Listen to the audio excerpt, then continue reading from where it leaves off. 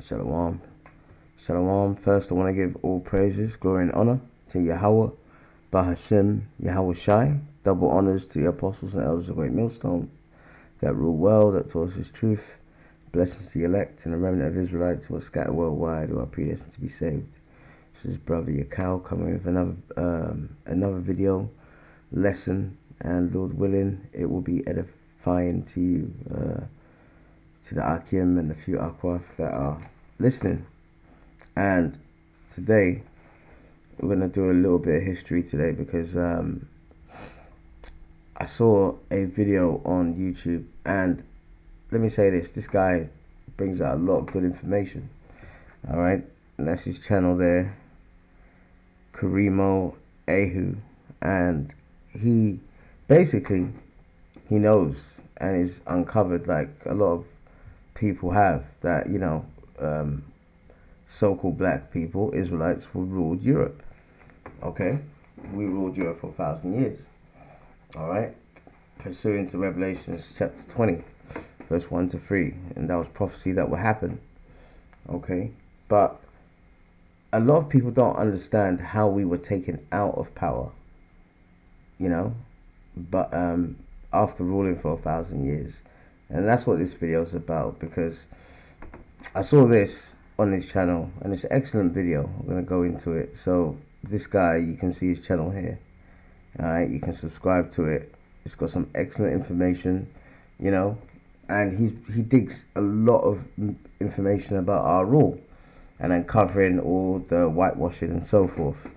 But I want to prove that the transatlantic slave trade, which was prophecy in the Bible, all right, happened in Europe. When I say happened in Europe, all right, America and the islands like Jamaica and Trinidad, Barbados, the slaves that were being shipped there had two cargo. They had Israelites from West Africa and Israelites from Europe. All right, that's the trick.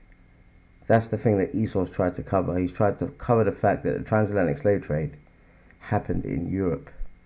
And when I mean happened in Europe, our people were forcefully being deported from the countries that they ruled, all right, after a procession of wars and other events that happened in different European countries.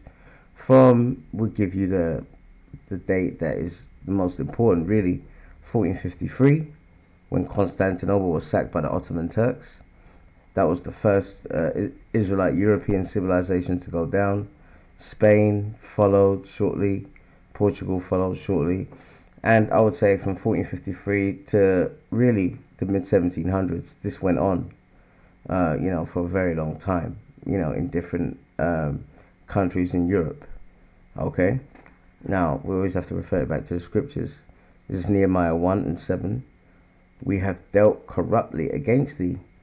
All right? And it's talking about us Israelites, and have not kept the judgments, not kept the commandments, nor statutes, nor judgments, which thou commandest thy servant Moses. So we've not kept our agreement with the Heavenly Father. All right? Verse 8, Nehemiah 1:8. Remember, I beseech thee. All right? I beseech thee, the word that thou commandest thy servant Moses, saying, if ye transgress, I will scatter you abroad among the nations. All right? So if we don't keep God's laws, statutes, commandments, the Lord will scatter us among the nations. And he did that. But the one thing this devil's trying to hide is the fact that we ruled Europe. All right? And transatlantic slave trade was from Europe, where our people were being deported, all right, from their own countries. Now, this is a great book. I've always mentioned it before. The Negro Question, Part 4, The Missing Link, by Lee Cummins. You can get that on Amazon. It's only, look, it says $5 here, but, it's worth buying brand new. It's a fantastic book, And in this book, it goes into, all right, the deportation of Israelites, all right, from European countries to America. And in particular, on page, and I have this book, right in front of me. All right, and if you go to page 48, okay, page 48 is a essay by Benjamin Franklin. All right, and I've got it here. Let me see now. All right, so that's the book, Negro Question Part 4, The Missing Link. Let me cut that off now. All right, I've got to get these thumbnails in order so I can have, construct the lesson well, and you brothers and sisters will be edified from it. Let's see now. All right, this is one thing I want people to understand as well. All right, I looked up the different countries that took part in the transatlantic slave trade, and let me say this: I went to Liverpool years ago in 2016, and I went to the International Museum of Slavery, all right, which is all about Israelites being in slavery. And on the first floor, it had a kind of like a big, it was almost like a world map, and it was kind of like placed on this, it was almost like a pool table, and it had a map, a flat map of the earth, and it showed all the countries that partook in the transatlantic slave trade. And on that board, I remember countries like Sweden being mentioned, Bulgaria being mentioned, on this board. And I was like, what? Bulgaria? Sweden? But now we know that we were all in Europe, all right, and we were deported from Europe. It made a lot more sense, And if you look at this graph here, it says the countries most active in the transatlantic slave trade. And it says Portugal, the UK, France, Netherlands, which is Holland, Spain, America. And then at the bottom here, it says Denmark and the Baltic states. All right. Denmark, you would never think that they were involved in the slave trade, but they were. All right. And the Baltic states are mainly places like Sweden and Norway. All right. So there's the Baltic Sea. So the Baltic states, all right, are states like Norway, Sweden, all right, Lithuania, Estonia, it could be any a list of these countries, all right. So they were heavily involved in the transatlantic slave trade, okay. That's why it's down here. It says Denmark and the Baltics. Now, why would they be involved in it? Because Israelites were in those lands. That's why, okay.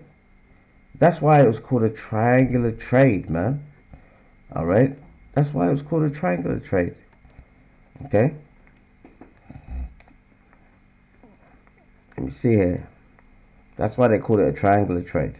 All right. Europe was a major stop-off point. But what they've tried to hide is that cargo was being put on those ships in Europe to send to the colonies. And that was our ancestors. All right. Now, when you have the Negro Question Part 4 of that book, okay, and if you go to there's a page, let's see now. Let's see. Yeah, page 48 of the Negro Question Part 4. All right.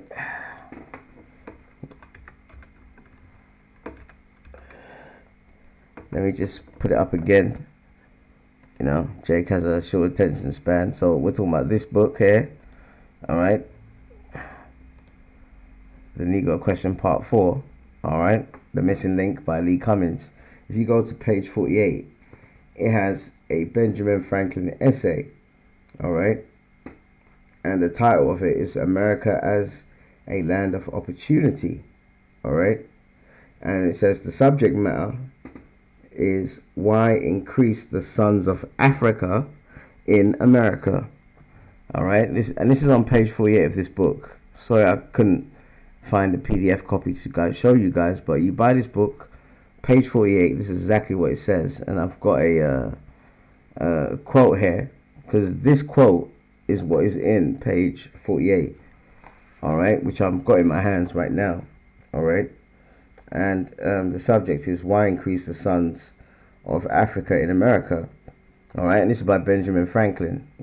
He's basically complaining that there's too many Israelites, Moors, that's what we would call in the Middle Ages, being sent to the Pennsylvania colonies. All right. And I'll read the little passage. It says, why should the Palatine Moors, all right, be suffered to swarm into our Pennsylvania settlements. They will never adopt our customs anymore. Can they adopt our complexion, i.e. being white-skinned? And then he says, all of Africa, Asia, and America, except for us, meaning Edomites, white people, are black. Russia, Italy, Spain, France, Swedes, and the Germans are black. Alright, that's on page 48. This is from an essay by Benjamin Franklin, one of your great founding so-called fathers, man. Alright, and that's on page 48. And this is the quote that I just read. Alright, which is on page 48. But look how they've worded it. They've changed the wordings. For example, it says, why should the Palatine Boers, all right, Boers, and then it has in brackets Germans, because the Palatines, all right, were Germans, all right. It's a Pacific area near the River Rhine, all right, and they were our people, all right. So it should be Moors there, not Boers. Okay, I don't know why they changed it, because if they put Moors, it would have been too blatant. So they've changed it. They've actually changed what he wrote. But in the book, the Negro Question Part 4, the missing link that I've got in my hand, it's got that same Benjamin Franklin essay. All right, exact same one. Okay, exact same one it has. And what is the name on it? It says Palatine Boers. So they changed it. And there's no such thing as Boers. All right, it should say Moors. It says, why should the Palatine Moors be suffered to swarm into our settlements by the herding together of and establish their language and their manners, etc. So he's basically saying that there's too many Moors. It shouldn't say Boers there. It should say Moors. And in the book I've got, that's what it said. It says Moors. But look what they've done. They've changed it to Boers. Because Moor is a generic term which means black. So everyone would know that he's speaking about so-called black people. So they've changed it. All right. But he said what? He said, what did he say there? Here. He says, they will never adopt our language or customs any more than they can acquire our complexion. All right. So basically he's saying, listen, they're not going to fit in here. All right. Their customs are different. All right. And our customs are different. You know, their skin color is different. Yeah, because we have melanin and you don't, you know. So he's basically saying, you know, we can't coexist because there's too many of these Palatine Moors, Israelites, all right, coming into the Pennsylvania colonies. And will they come in as free men? No, they'll come in as slaves, okay? And if you look up Palatine, all right, if you look up the Palatine Germans, okay, I looked up this article. This is on National Park Service. All right, the Germans that would eventually settle the Mohawk Valley region. No, the Mohawk Valley came from the Rhine Valley region known as the Palatinate. All right, the name arose from the Roman word Palatine, right? The title given to the ruling family of the area when it was a part of the Holy Roman Empire. All right, and who had the Holy Roman Empire? We did. All right. Okay, so when it says the Palatine Germans, it's mainly talking about our people. All right, who are part of what? The Holy Roman Empire. Okay. But look what it also says. All right, it says with the outbreak of the 30 Years' War in 1618 came 96 years of sporadic fighting and wars that would leave the Palatinate destroyed. That's our people. All right. So there was wars back and forth, and our people in Germany. All right. The Palatine Germans, the Palatine Moors. All right. Were getting destroyed. All right. So what happened? It says this forced thousands of Germans to flee their homeland and helped lead to the creation of the United States. You're damn right they did. Why did they help the creation of the United States? Because from that uncertainty and wars, etc., they had so much war going on. All right, that is either one or two things that they were forcefully deported from Germany, or things in Germany were so bad because of these wars, and I guarantee you those wars were between us and the Edomites, that they said, all right, let's try to go to the New World, because I know that many of them settled in New York. All right, so when you hear about the Palatine Germans, know that they're Israelites, man. All right, and if you look here, I think is it here? I got it here. Let's see now. I've got the Habsburgs. What's the Habsburgs? See now, that's the that's the German Palatine crest, and doesn't it look familiar like the Anglo-Saxon one? Exactly. Now the Habsburgs, all right, and people might have read about the Habsburgs. They were Israelites who family dynasty who ruled Europe, all right, in that period of time called the Holy Roman Empire, all right. And you have one Roman emperor there. Well, I think it's Charles V, one of the Habsburgs. But look what they did.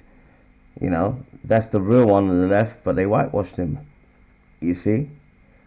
So that's what happened. So the more our people left their original homelands in Europe, the more these Edomites started to do this wickedness and whitewash everything to pretend that they are us. Which is absolutely pathetic, man. But it's in the scriptures. The Lord said that He will scatter us, all right, and He did. So if you look at this, what's it called? Benjamin Franklin, what he was saying, about our people swarming in there and this, that, and the other. Well, it looks like most of them, it doesn't look like they had a choice. Okay? Can't blame, you can't blame, our people for going somewhere when they didn't want to go in the first place. All right? And the Habsburgs were black. Okay? Now, this video is a brilliant video, as I said. All right? And we're going to play it a bit. Okay? Because one of the key dates, all right, we know now that we were forcefully deported to the colonies of slaves in many of these European countries, all right, but this guy goes into some history that is very telling and will aid what I'm trying to say to you, that we were deported from Europe, all right, from our own lands out to the colonies as slaves. All right, and this will show you kind of a build up to that, because we were strong, but after we had a pandemic in 1348, all right, most of the Holy Roman Empire that we ruled over, half of them were dead because of that pandemic, which they call the Black Death. And when it kept coming back, it only killed our people, man. All right, and that's when whites started to come back into power. That's why they call that period the Renaissance period. All right, now watch this. Who's that right there? All right, what this is showing these wild, pale-skinned people. Yep. Wild, right? And they come in to invade this castle, which is filled with swarthy, dark-skinned, melanated people. And anytime you hear the word swarthy or tawny, all right, and you can look it up for yourself, those are words to describe people who are of dark skin complexion. And a lot of these crackers online try to dunk it and say, oh no, it means just that you're tanned or whatever, this, that, and the other. Listen, everyone's got color except them. All right?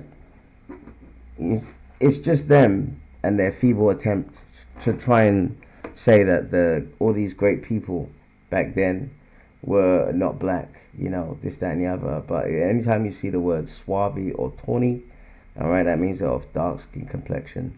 And this video that he's showing, this picture here, in that book, The Negro Question Part 4, The Missing Link, there's actual page in the book that goes into this actual picture, because it shows, but in the book it's black and white, but it shows the castle and it shows the king's guards fighting off some crackers that are like wild animals, man, walking barefooted, having big branches and sticks and all that kind of stuff. That's the way they were living. They were living very poor.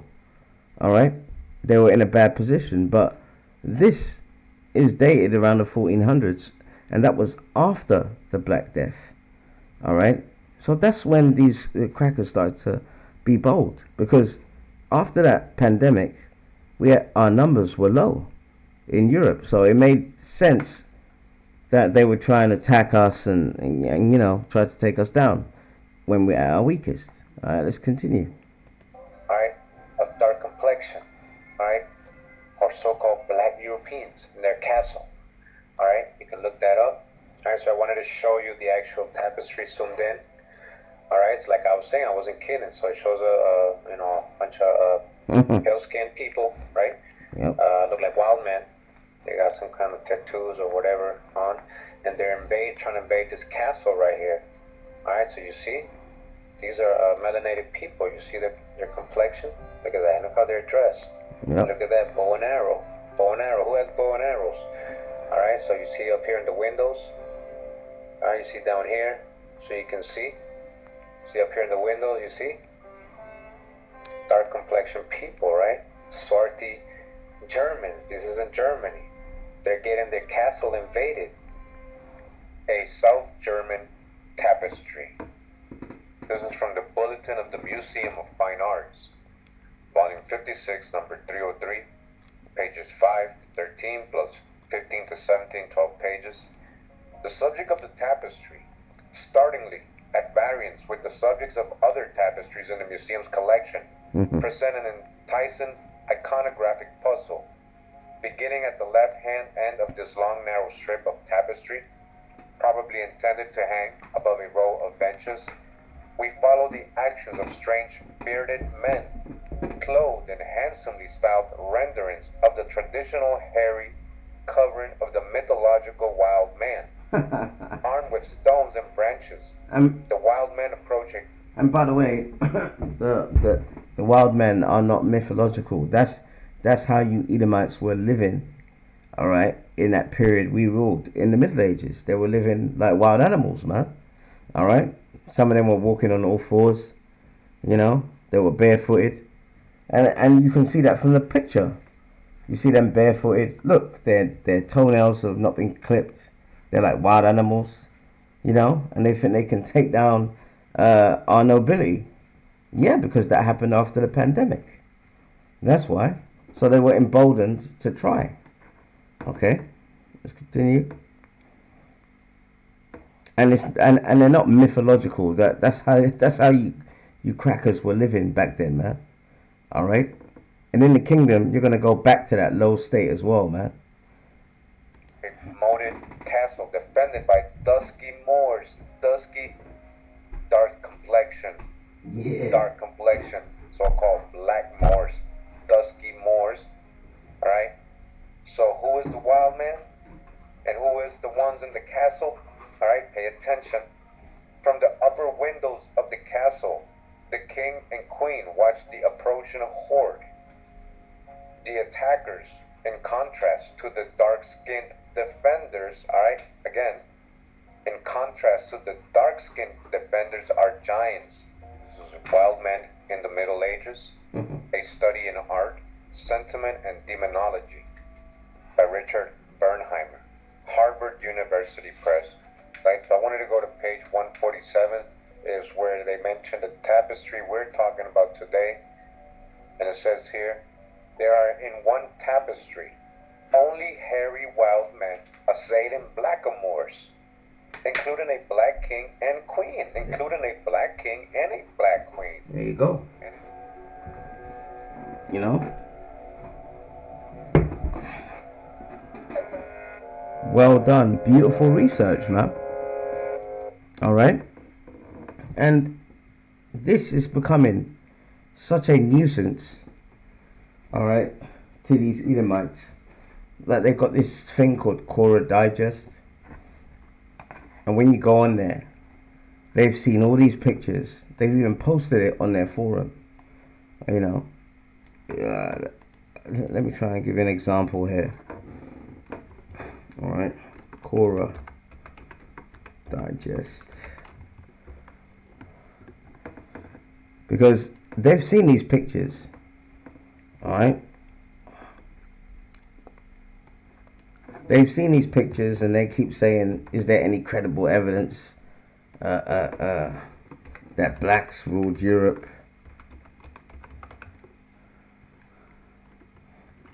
Which is absolute madness, you know? Here you go.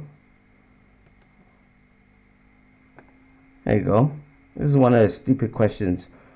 Were there blacks in Europe 1,000 years ago?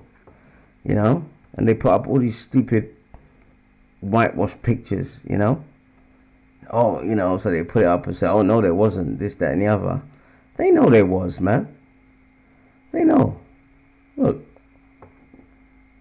For example, you could just put in there Quora Digest and put black kings of Europe, and they don't want to accept it. They don't want to accept anything like that. See, they got things like this. Look, you know, showing, you know, the real artifacts, and then the fake ones that they conjured up. You know, there's the Vikings there.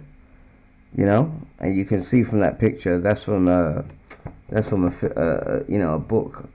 I think, yeah, a book called I think it's called Vikings the Myth Proven or something like that. You know, but they've got all these artifacts. Look, that's Charlemagne. You know, all of these artifacts in there, and then they will ask stupid questions, man. You know, like is there any credible evidence that blacks ruled Europe? You know, they'll start to say, oh no, this is all conjured up. You know, one person said on a different forum, they said that, oh no, all these black royalty, like you see here, all right, they were actual slaves of white people, but when their white kings went out on expeditions, they just went into the king's bedroom, all right, clothed themselves in knight's uniform and crowns, you know, like this, and portraits, you know, artists took paintings and portraits of them. So imagine I'm a slave, and then my master, the king, goes out, you know, on a week expedition. I ask the king's, artist, you know, to make sure he paints me as the king, and I get the crown, and I put it on, and I put knight's uniform on, and they take all that time to actually paint a painting, you know, that looks like. I mean, come on, man. That's the weak, feeble excuses that they're giving.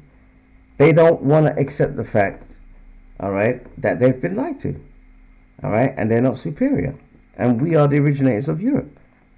Okay, so this is our history. Okay, and how did these people all of a sudden vanish? Because it looks like these people are just poofed into thin air. No, all right. Through a procession of wars, there was deportation, man. Okay, Now you saw in that clip, and it showed all those Edomites, wild men and so forth, attacking the German castle with the black nobility being in there. Well, that's in the scriptures, man. Okay, this is Job 30 verse 3. For want and famine they were solitary. All right.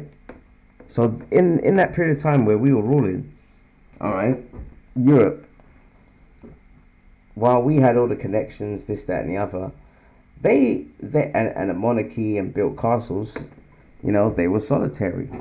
Our people didn't really want to mix with them. Okay, because remember, this is the prophecy of what? Of the devil and Satan being bound for 1,000 years, man.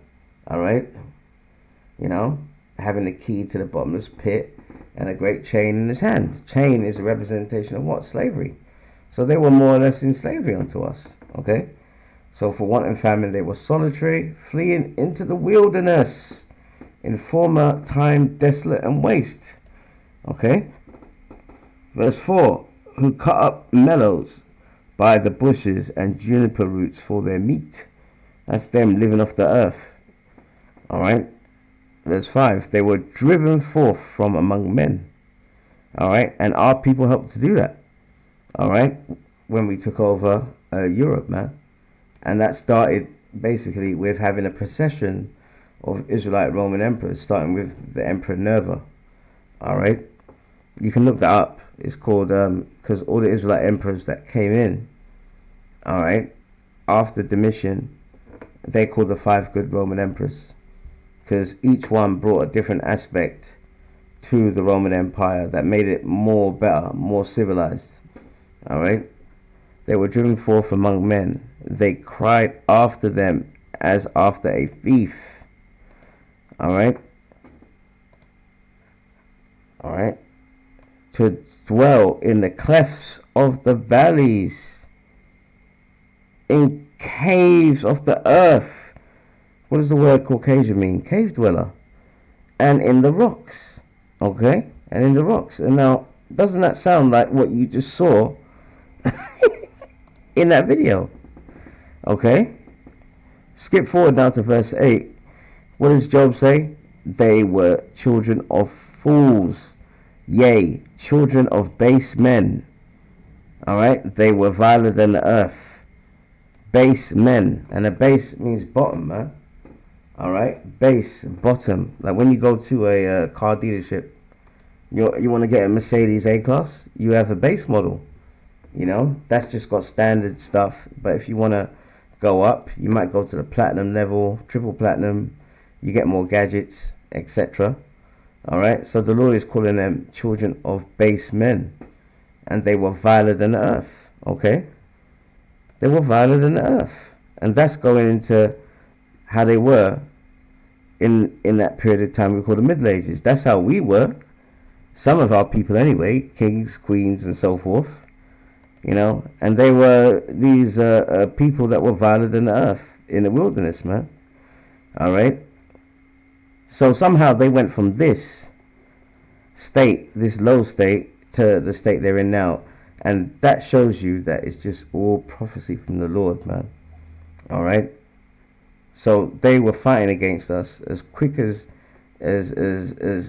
quick as they could. As soon as they saw a chink in our armor in that time, they started fighting us, and many times they won these wars.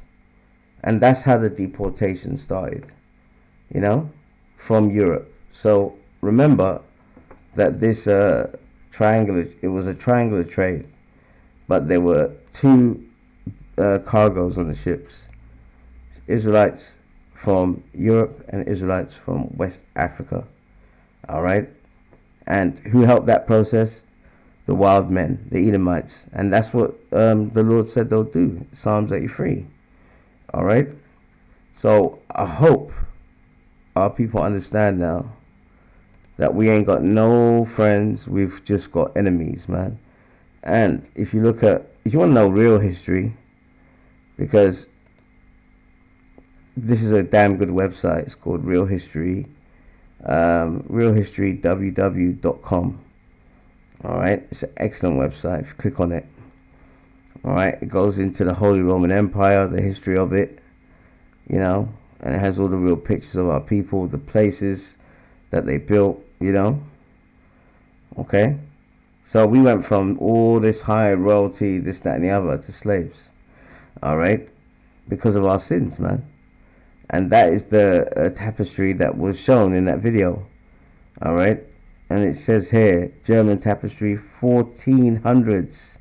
See, after the pandemic of the so-called Black Plague, the Black Death, depicting black soldiers defending a black king and queen from attacking white men, called by whites wild men and Moors.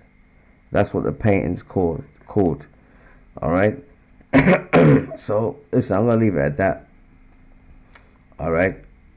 I hope, Lord willing, that this video was edifying. All right. To the next one. Shalom.